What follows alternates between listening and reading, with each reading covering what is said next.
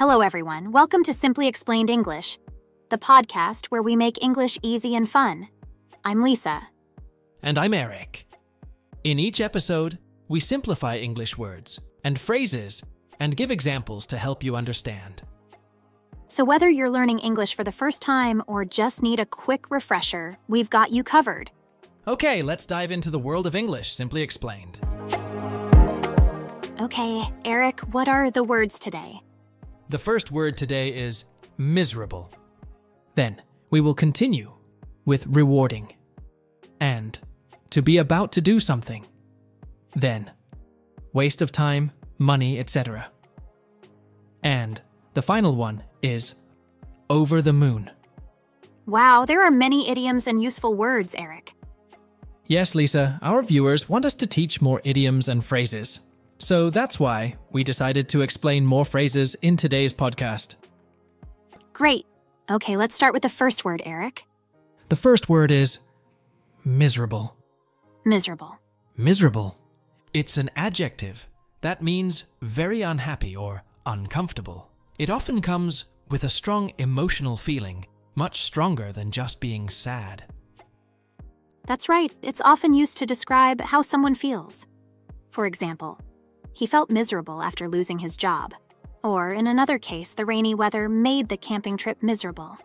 Yes, and another example is, she was miserable because it rained all during her vacation. Good examples, Eric. Let's put miserable in a small dialogue. Imagine two friends talking at school.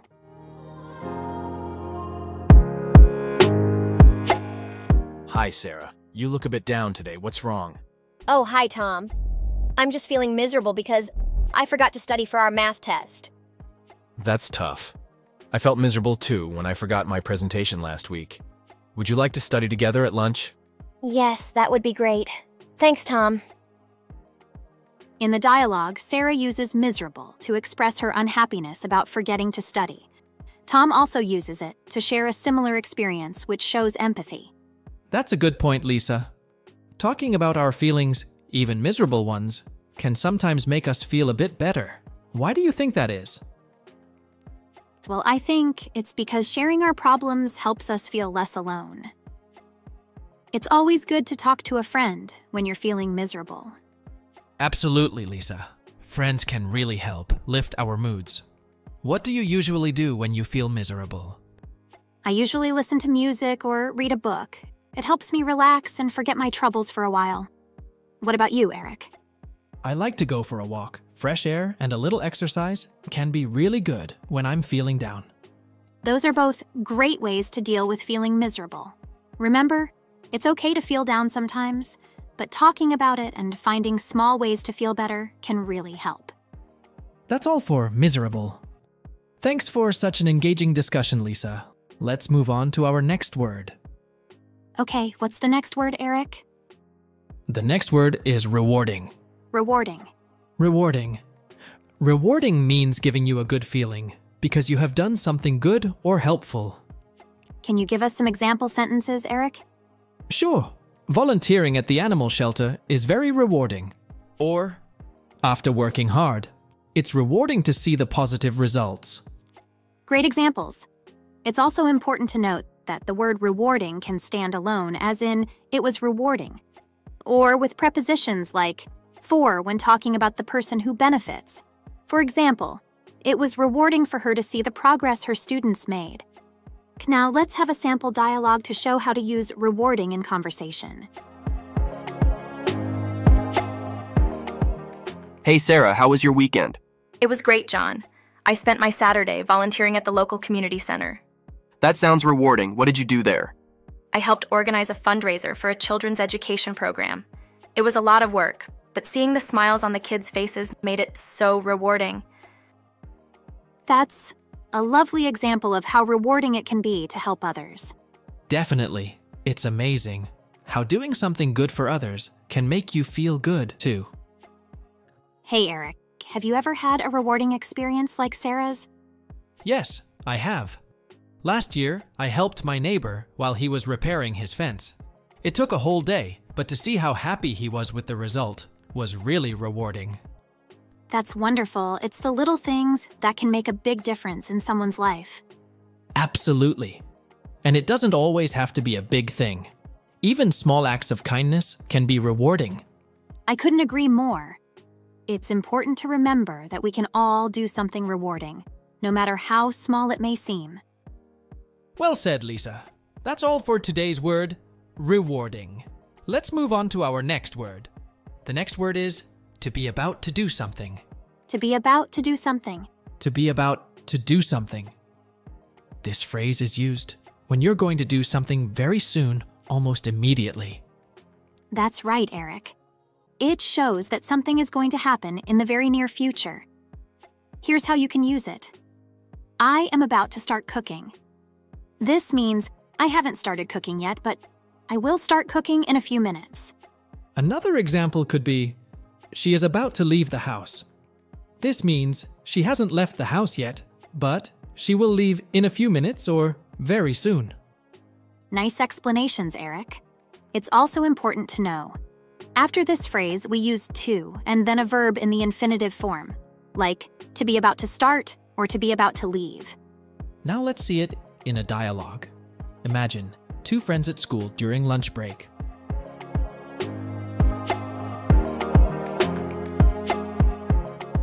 I am about to go to the library to study for our math test. What are you about to do? I was about to ask you if you want company. I need to study too. That would be great, Sarah. We can quiz each other. Perfect. I'll grab my books. Let's meet there in 5 minutes. That was a useful dialogue. They used to be about to twice, to show they were going to do something soon. Yes, and it's clear how immediately their actions will happen. Now, Lisa, have you ever been about to do something but then changed your mind? Oh, all the time. Just yesterday, I was about to watch a movie. But then, I decided to call my friend instead. What about you, Eric? Well, I was about to go for a run this morning, but it started raining. So, I stayed home and did some yoga instead. It sounds like to be about to do something can change quickly according to the situation. Absolutely, Lisa. It's a handy phrase for discussing the near future. Remember, everyone, you can use this to talk about your plans that will happen very soon. Well said, Eric.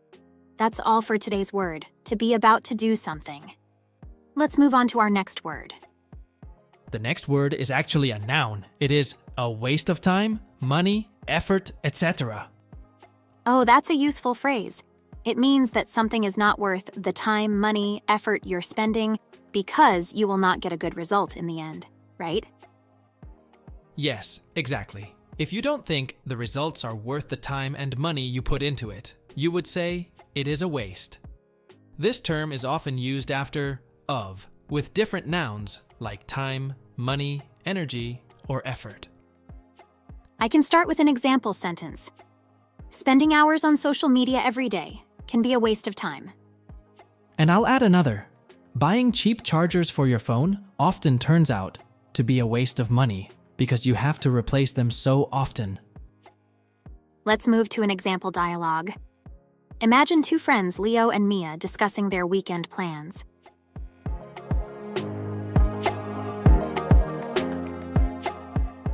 I'm thinking about driving to the big sale at the mall this weekend. That sounds fun, but last time, it was so crowded, and the discounts weren't that good. It might be a waste of time. You're right. I spent hours there and barely found anything interesting. With all the gas I'd use, it might also be a waste of money. Why don't we go hiking instead? We can enjoy the outdoors without wasting time or money. That dialogue shows that it's possible to make better choices when you realize something is a waste of time. Eric, have you ever done something you felt was a waste of time? Yeah, once. I tried to fix my sink by myself to save money. It ended up being a waste of effort because I had to call a plumber anyway. What about you, Lisa?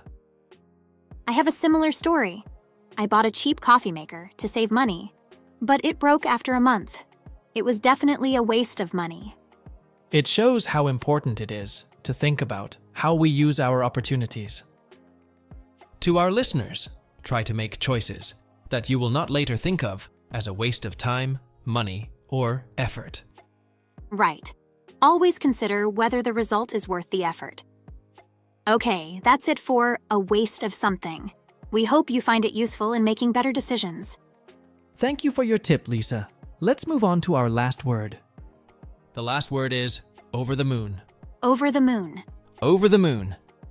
Oh, that's a fun expression. It means to be very happy or delighted about something.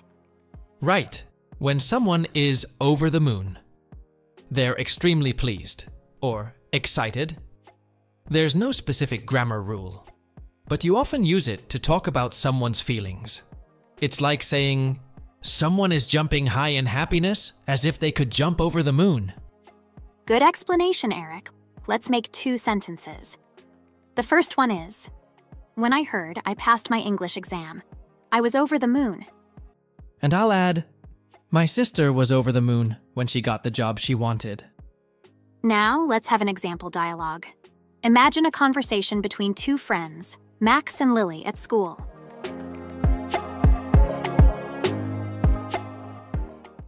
Did you hear about the science competition results? No, not yet. Did we win? Yes, our project was the top pick. We won the first prize. Wow, I'm over the moon. All our hard work paid off. I know, right? I was so nervous before they announced it, but now, I'm just over the moon. That dialogue nicely shows how to use over the moon in a conversation. Eric, have you ever been over the moon about something recently? Oh, yes. I am over the moon when I see that our podcast has so many listeners and that they like it. It's exciting to know people enjoy what we do. What about you, Lisa? When I received a book I'd been waiting for months to release, I was absolutely over the moon. Reading it made me so happy. It's great how different things can make us feel over the moon. For our listeners, think about what makes you over the moon and share it with us.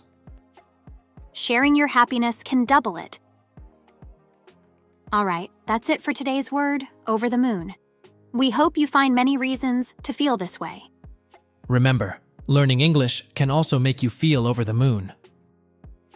Well, that's all the time we have for today on Simply Explained English.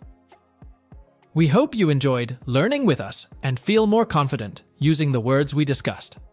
Don't forget to practice and share what you've learned with your friends. Tune in next time for more words, more examples, and more simple explanations. Until then, keep it simple and keep learning. Goodbye, and see you soon. Bye-bye.